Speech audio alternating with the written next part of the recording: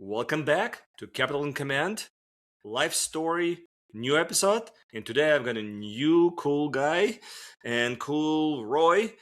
He can introduce himself a little bit more, what he does, and you can see a little bit that it says next CoLab, but probably before he was doing his current entrepreneurial side, he had some other things, and that's what the story is about. So why don't you, Roy, introduce yourself and start from how you even started to be an entrepreneur to begin with? Yeah, I mean, I hate to be trite, but I sort of feel like I've always been an entrepreneur. Like I made my first real money in high school on a Commodore 64. I was coding for a neighbor. I made a commodity tracking program and he paid me $600 and I was like, whoa! I was like, oh my God, this is great. And I've always had that. So for me, entrepreneurship is really creative problem solving, right? Like it's really about seeing problems and solving them with a team and trying to figure out, what's the best way forward, blah, blah, blah. It's, and I just enjoy that early phase of ventures.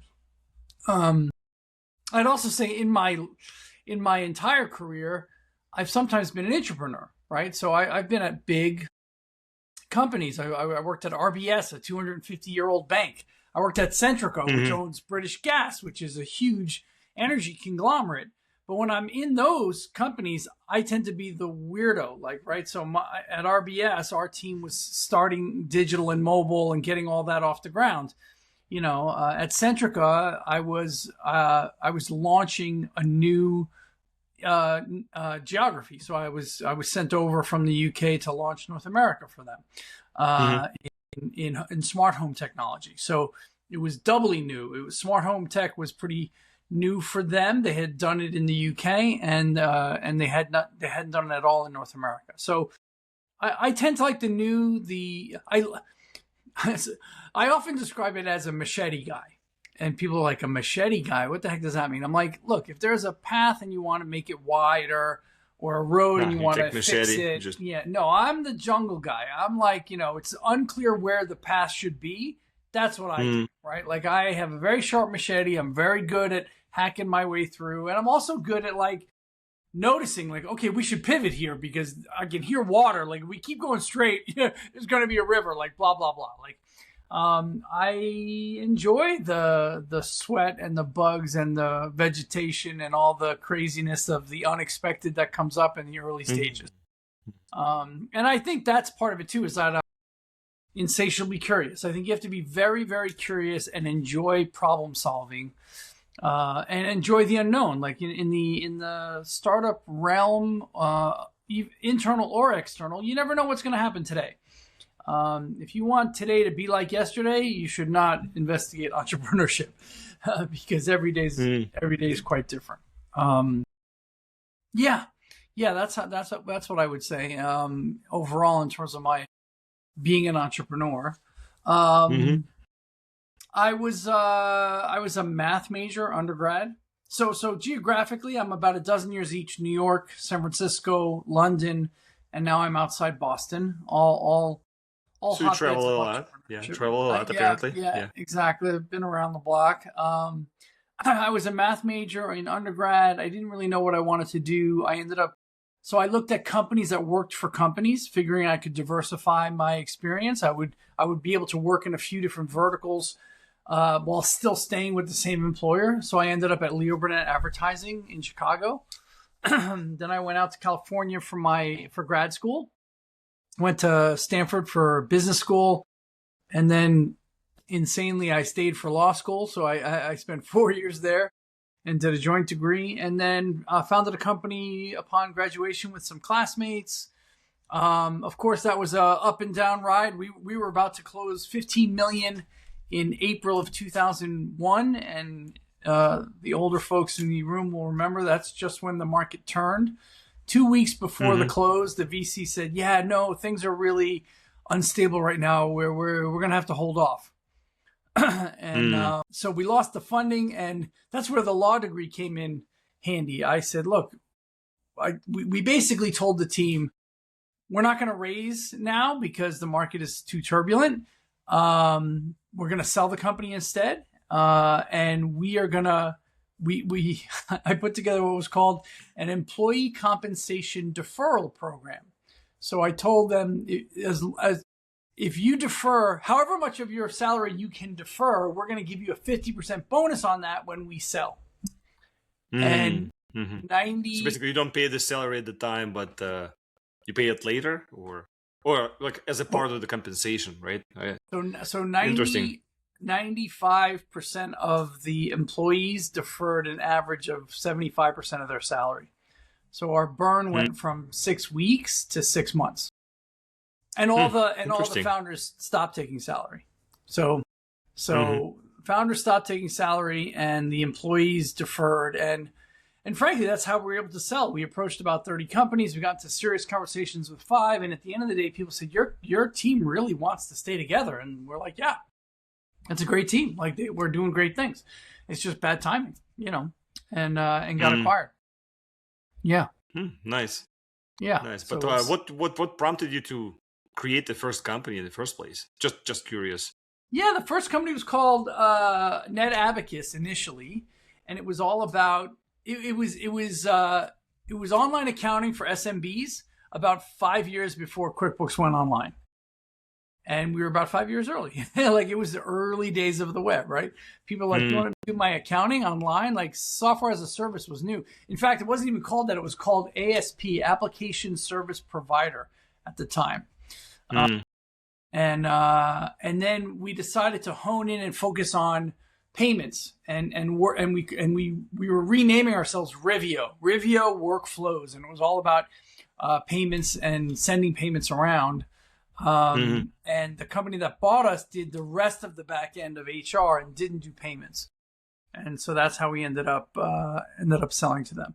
And they took our name. They were called Biztro. And we were just about to rename Rivio, and they're like, Rivio's a much better name. We like that. Can we use that? I'm like, yeah, you bought it. So we had the URL and everything. So Net Abacus and Biztro became Rivio. Yeah. So it was it was interesting times for sure. For sure. So what's next on your journey then? Because that didn't stop there, right? No. So I got recruited out of Rivio by the guy that I was reporting to. So when we got acquired, I was reporting to this VP of marketing.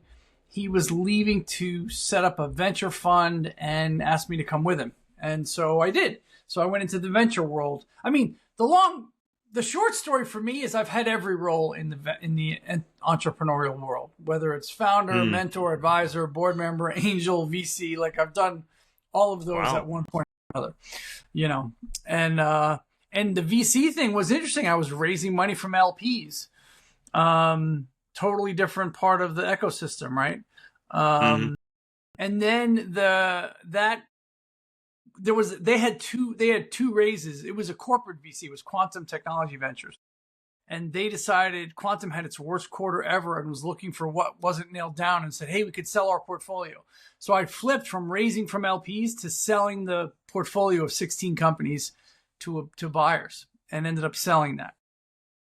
And then got recruited into PayPal, the early days of PayPal, by a classmate, which was interesting. I happen to be an early beta user. So PayPal was two companies. It was Confinity and X.com, Elon and Peter Thiel. And Confinity, the first proposition was beaming money between Palm Pilots. And my co-founder and I at Net Abacus were big Palm Pilot users back in the day. And so we were in the beta testers of beaming money with Confinity. And then years later, I got recruited into what I call second generation of PayPal. First generation was sort of 98 to 2003, and we were sort of 2003 to 2008. And it was really the scaling time. And I was brought in to effectively launch PayPal Merchant Services. So when I joined PayPal, pretty much all of the transactions were on eBay transactions. In fact, our initial name was the Off eBay Group.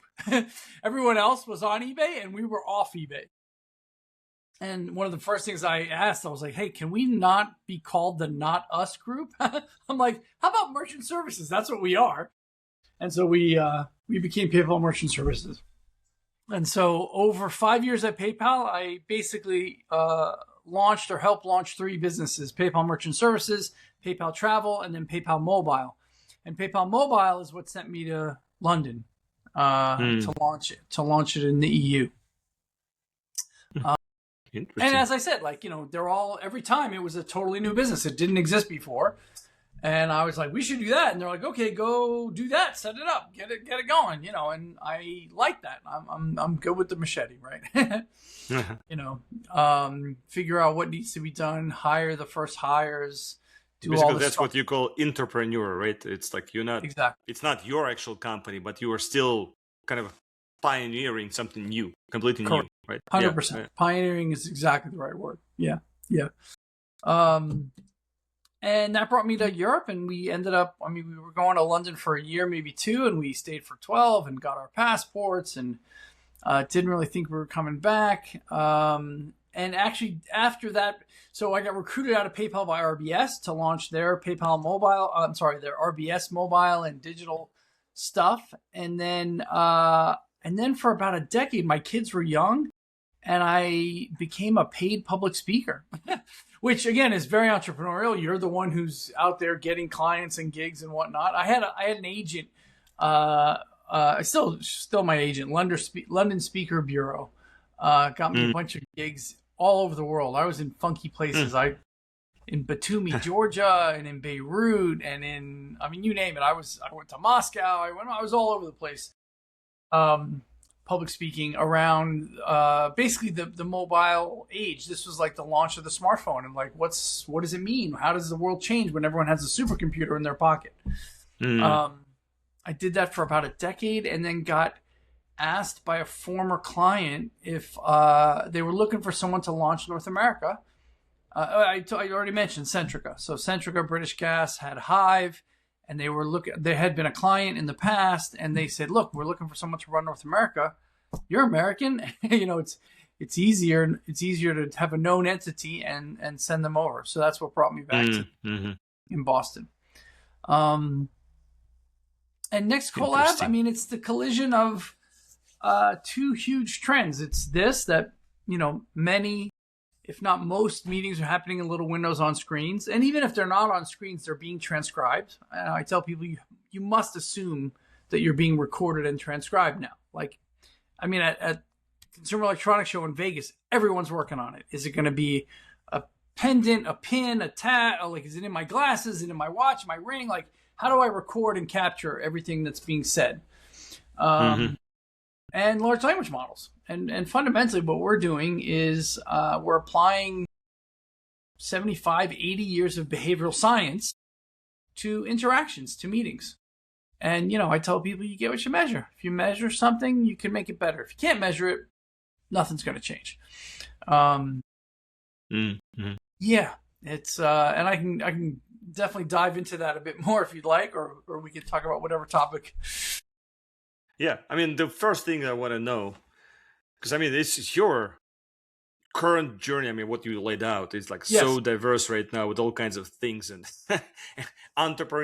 intrapreneur, sure, which is an interesting term. Yeah, I've never heard of it before, but it's something to use now.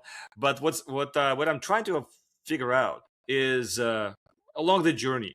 Whichever one that is, do you have any kind of a story where you had your dark days? Yes, you had your dark days, but you kind of like made it not so dark when you were losing the funding all of a sudden, right? And then you had this interesting way of handling it. But what else do you have such like a dark day out there that you found a way to climb out? Yeah, look, the losing the funding was a real thing. For a few days, we were like, so that's it. We're done. The company's over. We have 6 weeks of burn left. And it became, again, like everything in entrepreneurship, is how do I solve this problem? How do I solve the next problem ahead of me? And the immediate problem was burn. We were burning money. How do we reduce our burn so that our the map ahead has enough time for us to sell the company, right? And that's every single part of the journey. When I was at PayPal, I worked on a deal for a year that I couldn't get PayPal or eBay to announce when we signed the deal. The PayPal was such a wild west that when I was a director at that point, I didn't have signing authority as a VP. My VP came in to sign the deal and he said, "Okay, tell me what this is again." like I was on my own. He signs this deal. The other company, Payment Tech, does a press release about the deal. eBay stock jumped 5% on the news. That was the day that I met Meg Whitman, the CEO of eBay, because she called over to PayPal and said, "What is that? What happened? What's this deal about?" And it came all the way down to me because I was the only one who really knew what the deal was about, right? Yeah. You know, I'll tell you, a year of like back and forth and negotiating and making it happen and blah, blah, blah. Like there's a lot of dark days in there where I'm like, A, nobody at PayPal knows what I'm doing or cares. B, at Payment Tech, the other guy, similar. Like he and I were like out on our own making this thing happen. And then when I finally, wanted to do a press release about it because I knew it was a huge deal that was going to move the needle, I couldn't get the eBay team to do it. They refused. And they said, "But if the other company wants to, they're fine to do a press release." And then, of course, the stock jumps 5% in one day. And everyone's like, "What the hell?" And I'm like, "I tried to tell you, this is an important deal, So, I mean, part of entrepreneurship, I bring that story up because it can be a very lonely road. Like you're a believer in what you're doing, whatever it is. And, if it was so obvious and easy, everyone would be doing it. Like you tend to be doing stuff that people don't really get initially, or they don't believe you. In my current situation. So part of what Next CoLab's proposition is, look, I'm going to make meetings fewer, shorter, and better. They're going to be less meetings, they're going to be shorter meetings, and they're going to be better overall.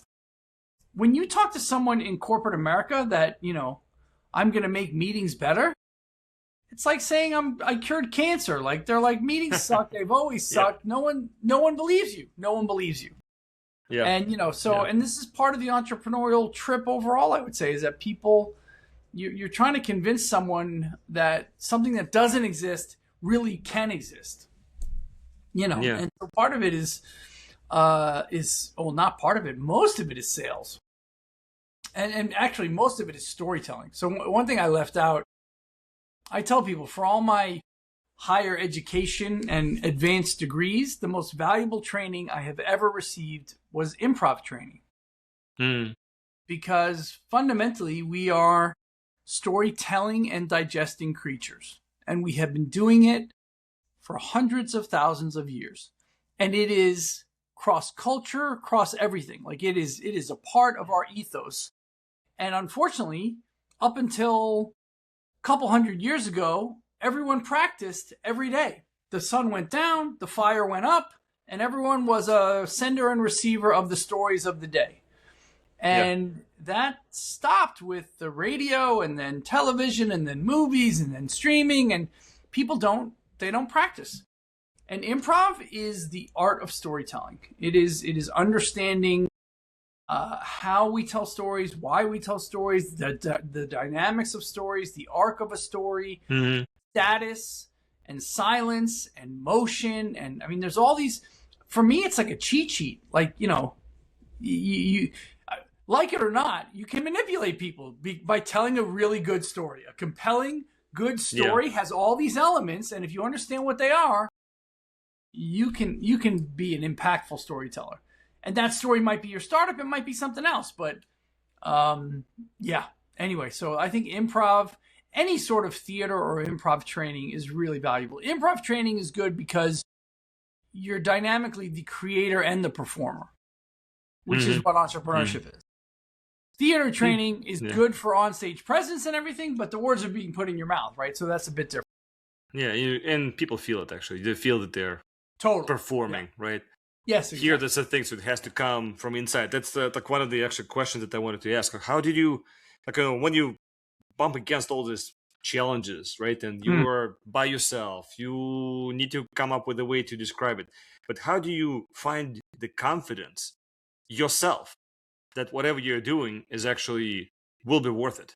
Like, how do you push yourself, and then you tell that story to somebody to sell it, right? To sell your idea. Because you need yourself first, you need to have first confidence foremost, Yes. and then you can project that confidence with your story, through your story. Then Sure. they will buy it from you, right? Yeah. So how do you do that? Yeah. Well, first thing you said, I would say don't do it by yourself. Like you should. I'm a huge believer in at least co-founders and some sort of founding team, right? Mm-hmm. Like if you're alone in the woods by yourself, then that's worrisome. You should be able to convince at least one other person that this is really valuable and important and going to change the world. And then the second thing is what I just said. Like it's about belief. Like you got to believe it. If you believe it, you're much more convincing of your story than anything else, right? Like you have to believe that it's true and that it's going to work. And when you bang together your MVP and you start to sell it to people, they go, yeah, I see what you're saying, right? And confidence, I mean, again, confidence for me is really about a fundamental belief in what you're doing and that you can do it, right? Like, the human mind. So, okay. I believe we have the power to manifest whatever we want to manifest. Okay. And the truth is the human mind is staggeringly good at that. Like the whole placebo and nocebo thing. Even when people know that the pill that they're taking is a placebo, they know it's a sugar pill. You told them in advance, they still get better. And you're like, what is that about? Like, I told you it's sugar. Like, how are you getting better? Like, because the power of belief is just amazing. I mean, I would say the only way things have ever changed in the world and improved is because people just believed it so deeply. And I think that's required in the entrepreneurial world. If you don't believe all the way to the bottom, forget it. Like you're never going to convince anyone else. Yeah, exactly. So I do think that and we do. I think some people underappreciate how important that is. That confidence is generated by belief to a certain extent. That is true. I can do it. Yeah, but that's there's a fine line about it though, because some people can get overconfident and then they fail miserably, right? Because they believe so much that they will do it, and then boom, they're done. Yeah. So that's like, how do you walk that fine line though? That's it's a fine line, exactly. No, you need to know when to call it and say, okay, this just isn't working. And by the way, exactly. Most of the time, it's not because the idea is bad; it's because people are early. I mean, the Humane pin, which made all this noise in the market a couple of years ago, right? There were two designers out of Apple, and they're going to do this pin for AI and all this stuff. And I mean, they raised a ton of money. I think it's great. I think it still would be great. They were just too early. They were just way too early in the market. And every time there's a Cambrian explosion where there's just a ton of new companies and noise in the market, a lot of them are just early. It's not that the idea is wrong. As I said with my first thing, NetAbacus was literally QuickBooks online. It was taking QuickBooks, which was installed software, and running it as software as a service. Too early in the market. Like QuickBooks went online 5 years after we launched. So that tells you we were just early, and by the way, at the time you think early's good, but sometimes early's just early. Like the customer's not ready. And that's what matters the most, right? So there's still luck involved and some timing. Oh, there's not even time, had luck, like literally luck. A ton of luck. If you meet an entrepreneur who doesn't attribute most of their success to luck, they are naive. Luck is huge. I mean, and it's a hard dynamic to control, but it is very, very real. The fortunate things that happen to line up, and part of that is belief and manifestation, but part of that is just luck. It's just, who you met. One of my co-founders I met online. We crossed because we were in the same community around AI 5 years ago. Nice. And that's the other thing. You manifest luck by being present. Okay, so by participating, by being out there, by telling people. I also tell people I mentor, advise a lot of startups. Like I've been a mentor for all the incubators, from Techstars to Startup Bootcamp to you name it. Like I've done a ton. And anytime I meet a founder who says, "Yeah, I can't really tell you what we're working on without an NDA," I'm like, "They're doomed. They're doomed. You don't. First of all, no one steals an idea just from you verbalizing it, and frankly, no one wants to steal an idea anyway." I said the only way people can help you is if you tell them what you're doing, and they want to help you. The vast majority, 99%, 99.9% of people just want to help you. And so you got to tell them what you're working on. If you can't tell them what you're working on, forget it. Like, total waste of time. Interesting. Yeah. And so true about luck. Because I mean, again, some people say that, okay, to be an entrepreneur, you need to be persevere at whatever you're doing. Like, perseverance is one of the things to do. Yes, but it's not just perseverance. It's perseverance of the presence. And then, yes, you need exposure to luck. Because unfortunately, without luck, being at the right time with the right stuff, it's one of the most important things in entrepreneurship, right? Because if you're not, then it doesn't matter how great you are. If nobody's ready for you, as you said, you're too early or too late, then it's like, that's it. It's like, it's done. Yeah. It's a done deal, unfortunately. So, so you need to be basically persevering to catch that luck. Right, you need to be present to catch that luck. Yeah, so I like that. That's actually kind of like a twist to the same idea that everyone says about it, but it's just a different way of looking at it. Yeah, totally. Great. So, what would you say that you can recommend to your younger self? I mean, you have all kinds of stuff. Even right now, it feels like that you're still just marching on whatever you are doing. Sure.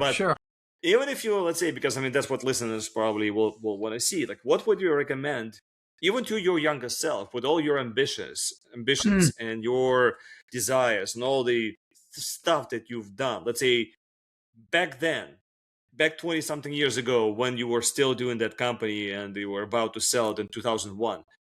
What would you recommend yourself to do it and not to do it? Yeah, I mean, the funny part is what I would recommend is I'm not gonna make believe we're 20 years ago. Right now, you can iterate like mad with AI. You have full access to all human knowledge through any of the chatbots, and the magic of the moment is that the bot can literally be anyone you want it to be. So one of the best things we did with Next CoLab, we gave our deck to ChatGPT and said, how would Steve Jobs pitch this?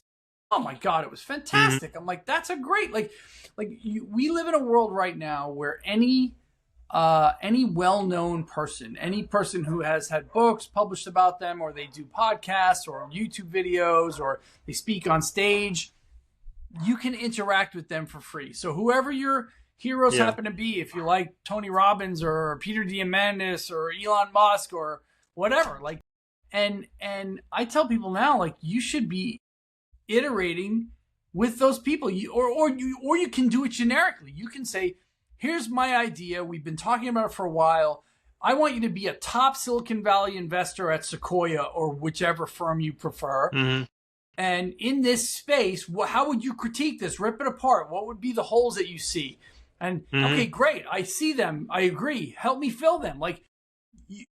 Whereas I needed a human co-founder to do that. Oh my God. It's a miracle right now. You can really iterate to a level that was just impossible before.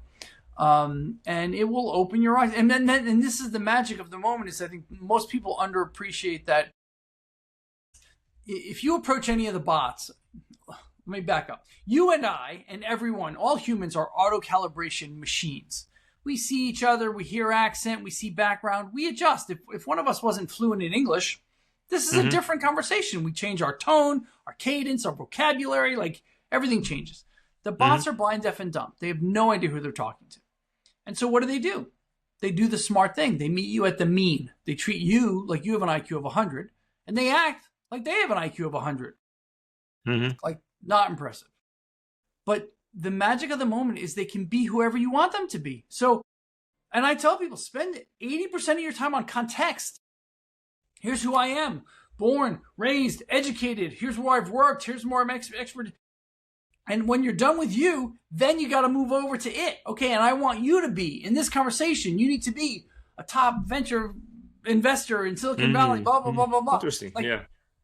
and let me tell you something. The conversation changes. Like fundamentally, it's a different conversation because you're talking to a different person. You asked it to be someone else, and it is. It will be that person. And if you don't do that, you're getting the average, right? You're just getting the average. And it's so as an entrepreneur now, oh my gosh, you could have it be your ideal customer profile. I'm building this thing. Here's the customer profile of who I think this is perfect for. A, tell me if you agree. Do you think there's another set of customers that I missed? B, okay, now be that customer and critique me. Like what's working, what's not working, what do you like, what do you not like blah, blah, blah. Like, and by the way, everything I just said, deeply counterintuitive. Like nobody, because I don't start a conversation saying, hey, Alexi, here's who I am. Born, raised, educated. Oh, and by the way, here's who you are. We do not interact with a fellow intelligence that way. That would be weird. Nobody ever has done that. But now, that is true. Not only can you should. Like, if you start off without doing that, you're just like, you're getting the average of humanity. And if you've been on the internet, the average of humanity, not so good. yeah. It's like it's in the marketing space. They're saying when you write the copy for the marketing, whatever the ad or sure, whatever you're doing, you should be doing it for like a 5th grader. That's pretty much, that's your level. Should be the level, like a 12-year-old basically, or whatever it is, like a 11-year-old, right? No, so that's exactly, that's what you're writing on. But it's kind of like that's your vocabulary, that's the coherence that you're putting it together, which is kind of low. And that's very interesting that you put it that way, because I knew, as an example, that if you prompt AI and say, okay, can you, especially when I write a copy, if I need to write a copy, I will say, hey, can you write a copy in, let's say, Dan Kennedy. Dan Kennedy is one of the greatest marketers out there, if you know him. But he will write it in his language. Or you can ask again to write it in a specific language. But I didn't kind of think to say, can you talk to me in that person? That didn't occur to me to say.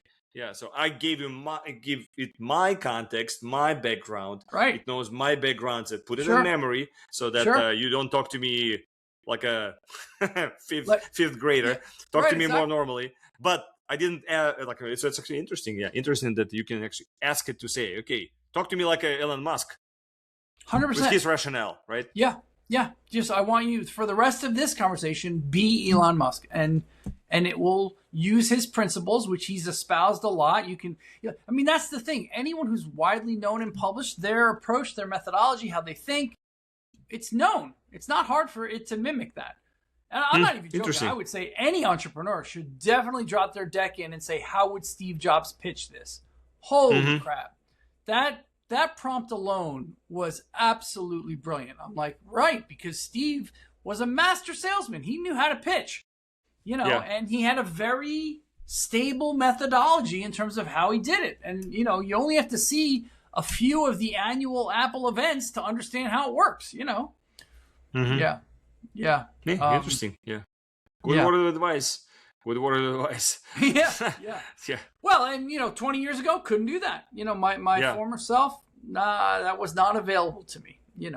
And then I would say also, you got to be out there. So the 20 years ago advice would be keep talking to everyone you know about what you're doing. Like, you got to spread the word. People, you will never be able to predict who says, hey, you should talk to my sister-in-law. Like, that's just, it's not on a list anywhere. Like, and the way I tell it for entrepreneurs is, you need to be scattering as many seeds as possible. You have no idea where those seeds are going to take hold and where they're going to take root and are going to become the tree that your company is built on. Right? That is true. And if you're keeping it to yourself, or you're keeping a tight cloak, or if you're in stealth mode, I'm like, well, good luck with that. But seeds don't grow in the dark. You need to spread them in the light. Yeah. And with that analogy, I personally, what I know in my entrepreneurial spirit is that our journey is when you spread those seeds, sometimes you don't even know which one will grow, and sometimes you don't even know that maybe some side project turns into the actual project for you. You thought you're going to go this way, but in reality you went that way. because that's actually what grew, not the one that you were trying or you thought you're going to go. So you spread it I'll tell you a with great different example. seeds. Let's put it this way. Early days of PayPal, I told you, was beaming money between Palm Pilots. One of the engineers, without being asked, added email to the profile of the user. And the user started to just say, screw the Palm Pilot, I'm just going to email you money, you email me money, right? Like what you know as PayPal today was an accidental piece of code. They had a board meeting to discuss whether they should shut it off because that's not what they do. Can you imagine if PayPal had shut off emailing money? Yeah. That's what it does right now, right? I mean, like literally, Palm Pilots, most people don't know what they are anymore, right? But emailing money, that worked out. Like, you never know. As I said, you just never know what's going to take hold. And you have to be willing to chase those streams, right? Like, when you see something gaining traction, you got to go investigate. If you're too, I mean, look, the world is littered with this. Kodak invented the digital camera and killed themselves by trying to stick to print and negatives. Blockbuster could have bought Netflix for a pittance and we would be talking about Blockbuster streaming today. And instead they're like, nah, streaming, everyone likes to rent videotapes, blah, blah, blah. Yeah. Everyone wants to go and shop for the videotape, like, go to the shelf, look at it. That's probably that's what they said. Because remember, Netflix originally, they were mailing. It's like, who wants to mail? Like, you just can go in, because it was not even digital at the time. Netflix was literally you put it in an envelope and just send it out. DVDs, totally, 100%. You get a DVD, you send a DVD, like all the the world is littered with companies that just couldn't get out of their own way, that were too fixated into their own box. Yeah, that is so true. Yeah. That is so true. So, what are you focusing these days now? What are you doing now? What's your next chapter? Because, you've probably got so many seeds already planting out there. Yeah. I mean, so next CoLab, as I said, it is, it fundamentally started because we have biofeedback. So Oura Rings and Apple Watches and Whoops and Fitbits and all of this. And if you look at that world, it's skin in. It's biology, it's physiology, it's your sleep and your exercise and all that kind of stuff. We're skin out. We're doing psychology and behavioral dynamics, right? And we are fundamentally what we're doing is feedback, right? We collectively suck at giving and receiving feedback. We don't want to give it because you're my boss, I'm your boss, whatever. It's got baggage. And we don't want to get it. We're like, thanks for the criticism. I tell people the modern model of feedback, in my worldview, looks like a bucket of ice water to the face once a year. You have an annual review. You find out how your whole last year went, and you're supposed to do something with that. And I'm like, if I could just give you a drop a day, a little nudge every day based on today. Here's what happened today. Here's what you told me you're working on. Here's what I saw, right? Like, that's way more effective than a bucket at the end of the year. And that's fundamentally what we're trying to do. So we built an engine that is applying, we're up to 260 different behavioral science metrics. And, we don't do transcripts, we don't do video calling, we don't do large language models. Those are ingredients that let me do the analysis. We are at this junction where we've basically three options in terms of product market fit. And we're trying to decide what's the best approach. They're not mutually exclusive. I could do all three, but I got to prioritize. And that's one of the things about entrepreneurship. You got to sort of ruthlessly prioritize, But yeah, we're working that out, and it's fascinating. AI enables so much that was just impossible before. Yeah, that is so true. Yeah, exponential times. Yeah. So I think there's a lot of interesting opportunities and a lot of, the creativity is just going to explode. From designing things to coding things to delivering things to market, we're in a brave new world. It's really moving. But some people are afraid of that. Some are. It's almost like back in the day when the internet was just coming out or computers were just coming out. Everyone's like, "Oh my God, the computer's going to replace everything." Now it's the same thing again for AI. Oh my God, the AI is going to replace everything.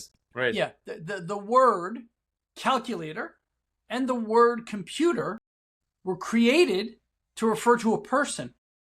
Yeah, it was a actual job. Physical person. Yeah, it was a job. Calculator. Yeah. I would go to work and calculate rows of columns of numbers, and people said, I am a computer. Like Hidden Figures, the movie is about people who were computers. They went to NASA and they were computing, right? Like, and now if you said that to someone, they'd look at you like you were weird. What do you mean you're a calculator? What do you mean you're a computer? Like these things always happen. And the difference now for sure is speed, right? So we're on an exponential curve that has entered the elbow, and things are moving very, very rapidly, you know.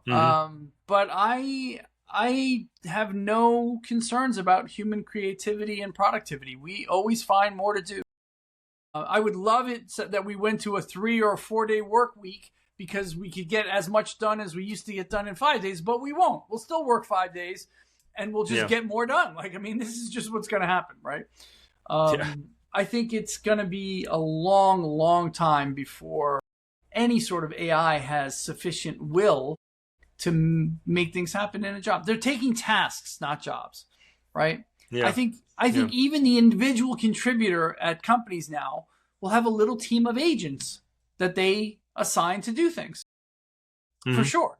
But we still need humans. I mean, it's gonna be a long time before you're gonna have no humans in the loop.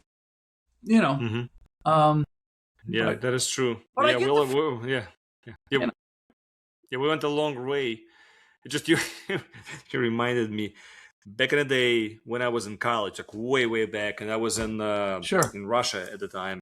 And it was like, for some reason, I don't remember why, they forced us to go to a library, and they had books on sine, like, you know, the sine, cosine, all that stuff. And you open the book if you want to find the specific sign for that specific angle. A table. It was a calculation table. It's a table. You go to the table. And, that's my number. Because that's the number. As if we didn't have the calculators, like, you know, we had to use the table to calculate. Just in case the calculator broke, right? It's like, was so crazy because we already had calculators, but they were still forcing us to use that. Of course, you need to understand how a slide rule works. For some reason, just totally. crazy. Look, you know, I mean, I presented about AI for a number of times in our local school district. I presented to students and parents and teachers, and I did it a bunch.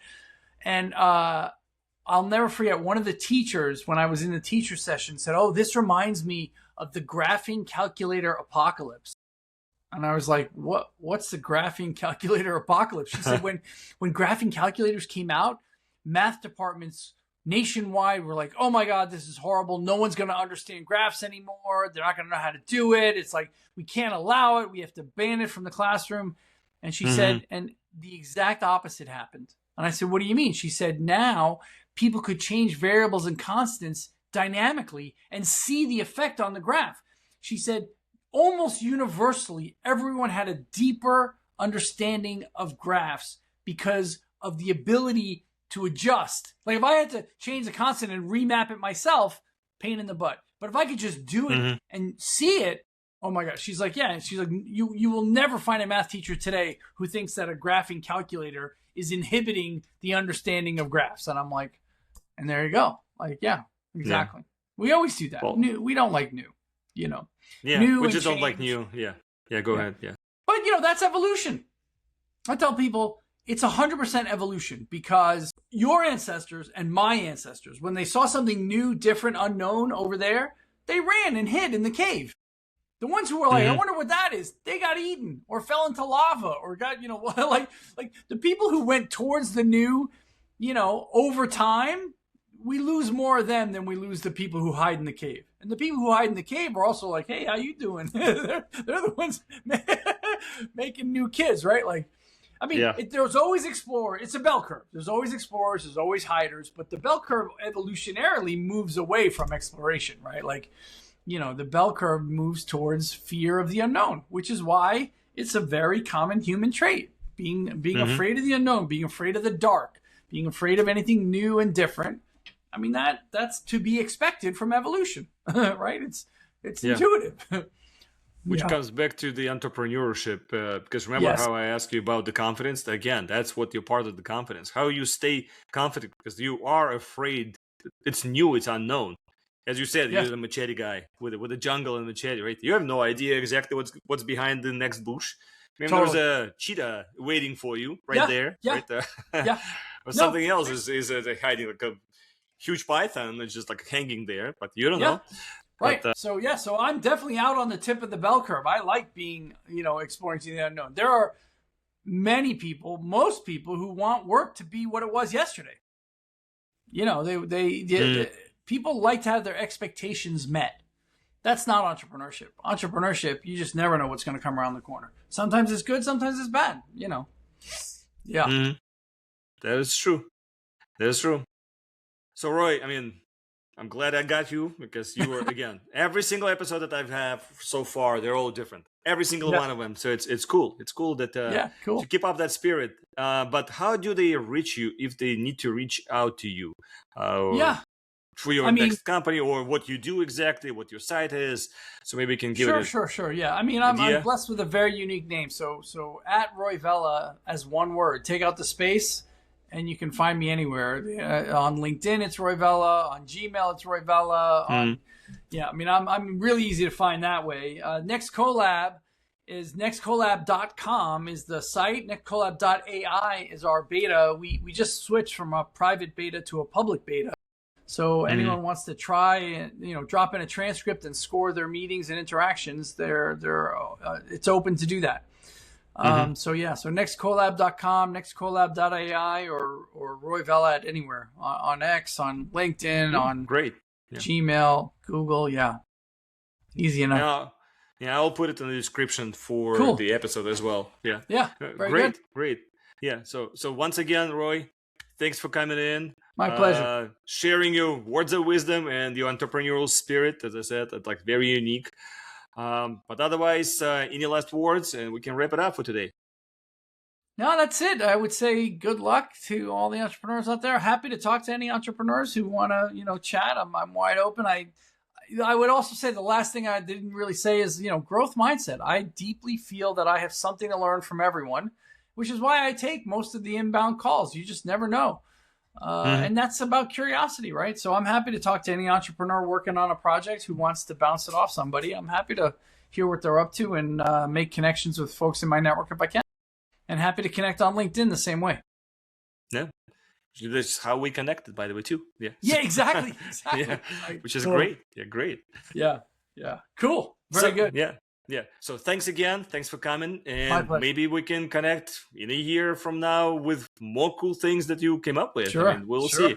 We'll see. We can have a repeat episode. We'll do like a repeat episodes. Terrific. For earlier people. All right. Yeah. Thanks. And bye. Cheers.